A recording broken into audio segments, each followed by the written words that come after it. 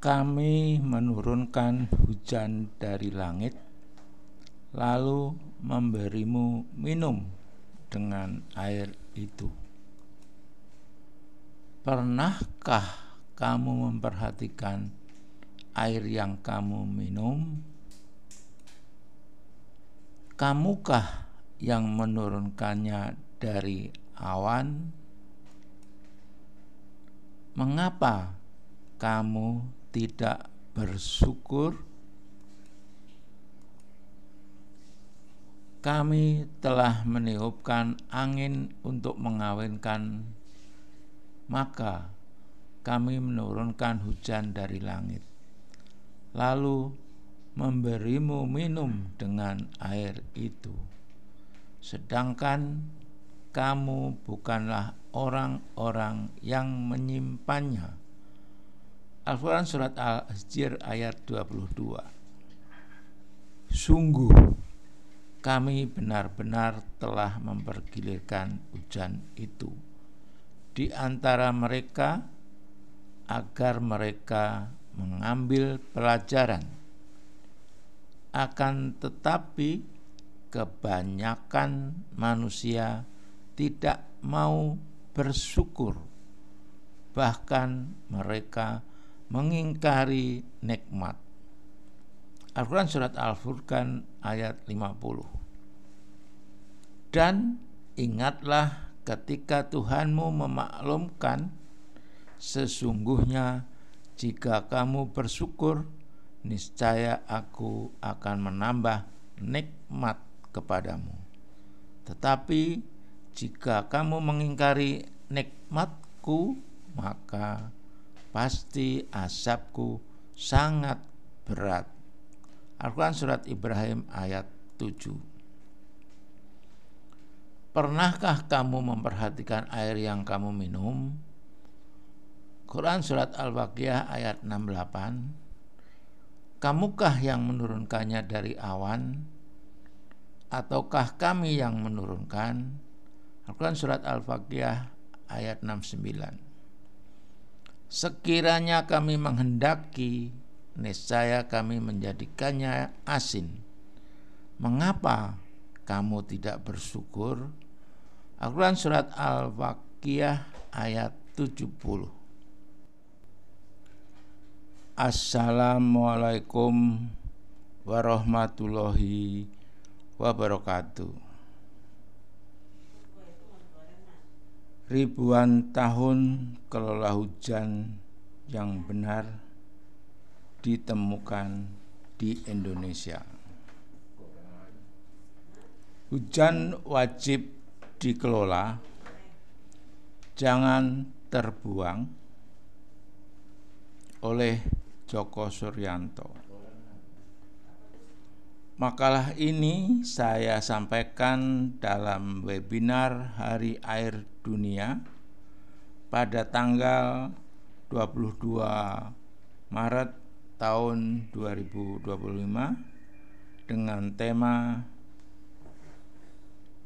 Strategi Pengelolaan Banjir. Selama ini ribuan tahun membuang hujan berdampak banjir. Pemahamanku kelola hujan yang hak atau benar dan yang batil atau salah dalam firman Allah Subhanahu wa ta'ala surat Ar-Ra'd ayat 17. Berikut firman-Nya, Allah menurunkan air dari langit, lalu mengalir di lembah-lembah sesuai ukurannya. Arus air membawa buih yang mengambang. Nah, firman-Nya pasti cocok dengan peristiwa alamnya.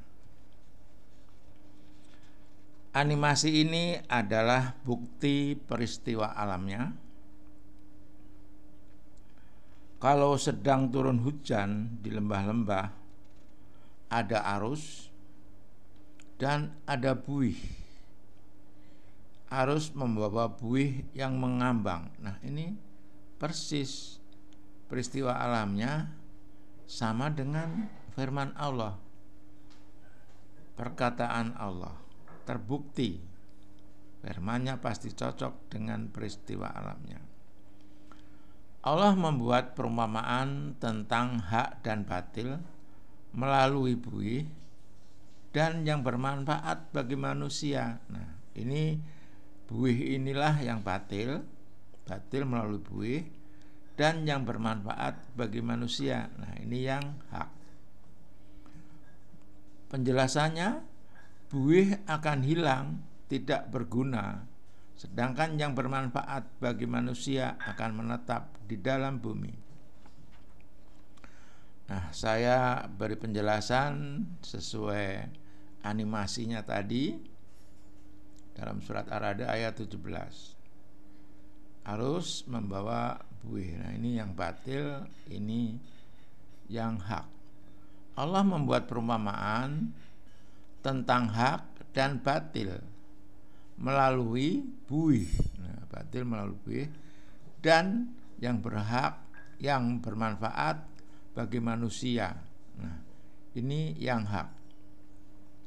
Sedangkan yang bermanfaat bagi manusia akan menetap di dalam bumi. Nah, ini yang hak. Buih akan hilang, tidak berguna. Ini yang batil.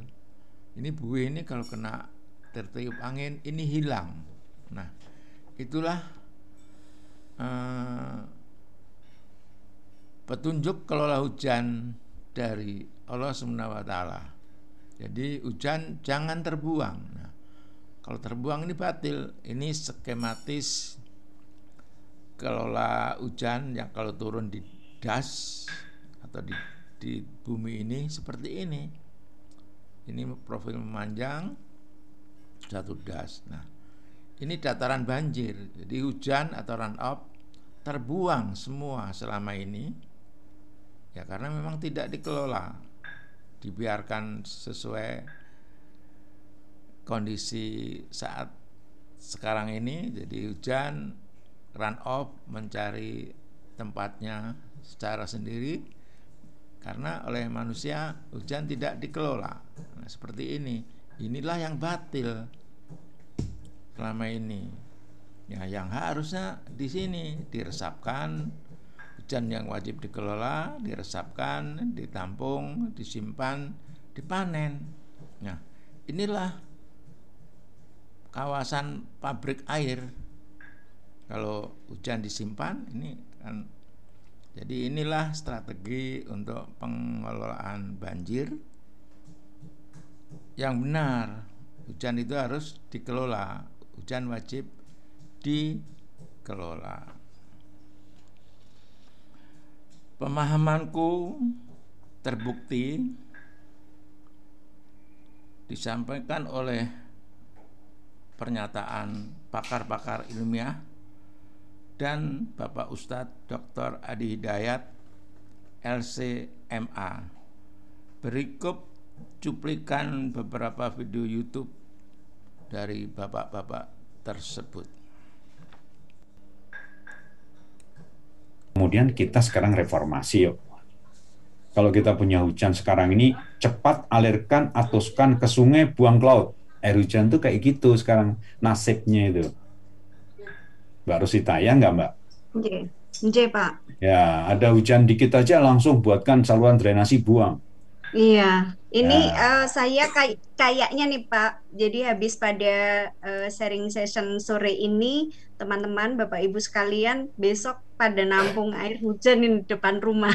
Ya, untuk buat kopi. Cobalah kopi dengan air hujan tuh rasanya lebih asli daripada dengan air sumur. Lebih asli kopinya kena itu. Saya setiap pagi minum kopi dengan air hujan loh. Ya, asik banget. Coba aja Bapak Ibu sekalian. Don't worry about that ya. Ini kita buang, artinya kita buang. Akhirnya ya buang semua, buang-buang ya kayak gini. Ya, terus gini. Uang kita habis untuk membuat saluran drainase, semua di drainase dibuang. Air hujan tuh diresapkan, ditampung, jangan dibuang seperti ini.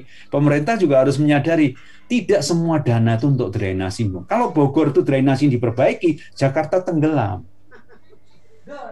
Karena begitu ada hujan langsung ke Jakarta. Nah, drainasenya berubah dari drainase tadi cepat alirkan atau sekan ke sungai ke ini. Trap, tampung, ada air hujan, resapkan. Baru kelebihannya, ya alirkan dong kalau lebih banyak sekali, dan pelihara semuanya itu. Ini adalah konsep teknologi, konsep ekologi, konsep teknologi, konsep sosial, dan konsep religius masuk di situ. Ini manfaat interdisipliner itu seperti ini kajian-kajian. Jadi selama kajian itu masih monodisiplin itu berbahaya bagi umat manusia. Harus interdisipliner, karena desain apa yang terjadi di lapangan itu selalu interdisipliner. Tidak bisa dipisahkan antara satu dengan yang lain. Tapi di perguruan tinggi kita masih monodisiplin. Nah itu kalau dipakai berbahaya sekali. Lulusan perguruan tinggi malah membahayakan alam kalau seperti itu. Karena kajian dia adalah kajian monodisiplin, sedang yang dikerjai adalah kajian interdisiplin. Itulah yang menjadi bagi kita semuanya, Bapak Ibu sekalian. Nah, perubahannya seperti itu. Kemudian nah, yang kayak ginilah rumah yang bagus. Skala persil. Nah, ada tampungan, ada sumur resapan, kelebihan buang. Ini adalah konsep.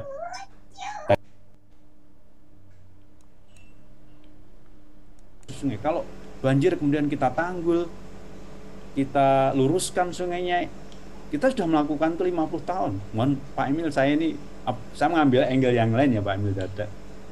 Apa kita mau melakukan 50 tahun lagi atau 25 tahun lagi sampai tahun 45 itu lagi? No.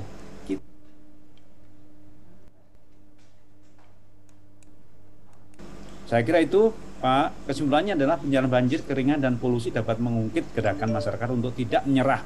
Justru melakukan gerakan untuk menanggulangi bencana berkelanjutan sekaligus meningkatkan kesejahteraan mereka.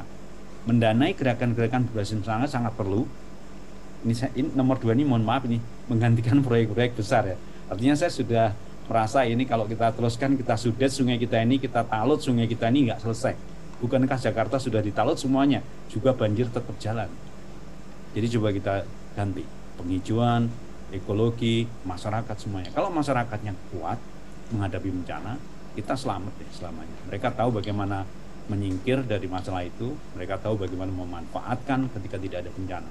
Demikian, terima kasih Pak Robert. Assalamualaikum warahmatullahi wabarakatuh.